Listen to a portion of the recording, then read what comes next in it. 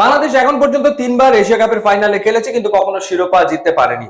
এবার বাংলাদেশের ক্রিকেট ফ্যানদের প্রত্যাশা অনেক উঁচুতে। তারা মনে করছে বাংলাদেশ এশিয়া কাপে ভালো খেলবে। এখন সেই ভালোটা কি? আরো একবার এশিয়া কাপের ফাইনালে খেলা, নাকি প্রথমবার এশিয়া কাপের ট্রফি জেতা?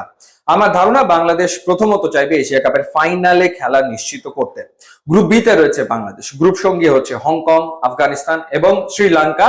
দুটো দল চলে যাবে সুপার ফোরে। সেই ক্ষেত্রে শ্রীলঙ্কার বিপক্ষে বাংলাদেশ শ্রীলঙ্কার মাটিতে টি-20 সিরিজ জিতেছে, অর্থাৎ শ্রীলঙ্কাকে বাংলাদেশের পক্ষে হারানো খুবই সম্ভব। আফগানিস্তানকেও বাংলাদেশ হারাতে পারে, সেই সক্ষমতা বাংলাদেশ দলের রয়েছে। হংকং এর বিপক্ষে বাংলাদেশের জেতা উচিত। সুপার ফোর যদি বাংলাদেশের নিশ্চিত হয়, সেই ক্ষেত্রে বাংলাদেশ আরো 3টা ম্যাচ খেলবে। গ্রুপ এ থেকে আমরা ধরে নিতে পারি ইন্ডিয়া এবং পাকিস্তান আসবে সুপার ফোরে, আর বাংলাদেশের গ্রুপ থেকে বাংলাদেশের পাশাপাশি শ্রীলঙ্কা অথবা আফগানিস্তান হয়তো কোয়ালিফাই করবে। সেই ক্ষেত্রে বাংলাদেশকে আরো অন্তত 2টো ম্যাচ জিততে হবে। পাকিস্তানের বিপক্ষে বাংলাদেশ ঘরের মাটিতে টি-20 সিরিজ জিতেছে, সুতরাং পাকিস্তানকে হারানোর সক্ষমতা বাংলাদেশ আসলে রাখে। ইন্ডিয়ার বিপক্ষে বাংলাদেশ ভালো ফাইট করে ম্যাচ জিততেও পারে, যদিও ইন্ডিয়া টিমটা দুর্দান্ত ব্যালেন্সড, বেশ শক্তিশালী, কিছুটা ইনএক্সপিরিয়েন্সড। তারপরেও তারা টুর্নামেন্টের হট ফেভারিট, এটা নিয়ে তো কোনো সন্দেহ আসলে নাই। তো সেই ক্ষেত্রে যদি পাকিস্তানের বিপক্ষে বাংলাদেশ জেতে, আর বাংলাদেশের গ্রুপ সঙ্গী হয়ে সুপার ফোরে যে দলটা যাবে আফগানিস্তান অথবা শ্রীলঙ্কা, তাদের বিপক্ষে জিতলে বাংলাদেশের চান্স থাকবে ফাইনালে খেলা। এখন সাফল্য পেতে গেলে 3টা ব্যাপার জরুরি। নাম্বার 1 হচ্ছে টিম কম্বিনেশন, নাম্বার 2 হচ্ছে টিমের প্রিপারেশন, আর নাম্বার 3 হচ্ছে এক্সিকিউশন। প্রথমত যে কম্বিনেশন করা হয়েছে সেটা দারুণ, অর্থাৎ বাংলাদেশের স্কোয়াডে ডেপথ আছে, বিভিন্ন রকমের কম্বিনেশন নিয়ে বাংলাদেশ মাঠে নামতে পারে। যেমন বাংলাদেশ যদি মনে করে যে কোনো একটা ম্যাচে, পার্টিকুলারলি একটা ম্যাচে লেফট আর্ম স্পিনিং অপশন দিয়ে প্লেইং 11 তৈরি করেন আসম আহমেদকে নিয়ে, সেভাবে তারা আসলে চিন্তা করতে পারে। কোন একটাতে যদি তারা মনে করে অপোনেন্ট বিবেচনায় লেগ স্পিন এফেক্টিভ হতে পারে, রিশাদ হোসেনকে দিয়ে তারা একাদশ সাজাতে পারে। কোনো একটা ম্যাচে যদি মনে করে যে আমরা এই ম্যাচটাতে পেসার হেভি করে খেলতে নামবো, সেই ক্ষেত্রে তারা তানজিম সাকিব, সাইফুদ্দিন, এরপর মুস্তাফিজ, তাসকিন, 4জন পেসার নিয়ে খেলতে নামতে পারে। আবার ব্যাটিং এর ক্ষেত্রে কোনো একটা ম্যাচে যদি মনে করে যে সাইফ হাসানকে আমরা খেলাবো, সেটা বাংলাদেশ টিম করতে পারে। নুরুল হাসান সোহান তিনিও থাকছেন বিকল্প হিসেবে, তাকেও খেলানো যেতে পারে। সো নানা রকমের কম্বিনেশন নিয়ে বাংলাদেশ আসলে মাঠে নামতে পারে, যেটা ডেফিনেটলি একটা স্কোয়াডের স্ট্রেংথের জায়গা। তো সেই স্ট্রেংথ বাংলাদেশের স্কোয়াডে আছে। এবার আসা যাক প্রিপারেশন প্রসঙ্গে।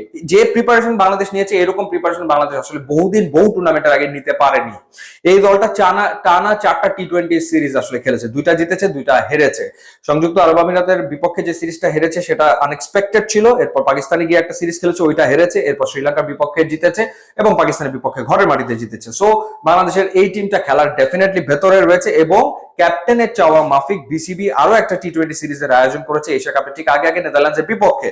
সুতরাং প্রিপারেশনে কোন রকমের ঘাটতি আছে সেটা বলার কোনো সুযোগ আসলে নাই। সো বাংলাদেশ খুব ভালো প্রিপারেশন নিয়ে এবারে এশিয়া কাপে খেলতে যাচ্ছে। প্লেয়াররা এই খেলার ভেতরেই আছে, টি-20 মোমেন্টামের ভেতরে ডেফিনেটলি তারা রয়েছে। এর সাথে যোগ হয়েছে জুলিয়ান উডের ক্লাস, অর্থাৎ পাওয়ার হিটিং আরো কিভাবে করে রপ্ত করা যায়। কন্ডিশনিং ক্যাম্প আসলে চলছে। তো বাংলাদেশ টিম একটা প্রসেসের ভেতরে থেকে এশিয়া কাপে খেলতে যাচ্ছে। এই প্রসেসটা আসলে খুব জরুরি সাফল্য পাওয়ার ক্ষেত্রে। এবার আসা যাক এক্সিকিউশন প্রসঙ্গে।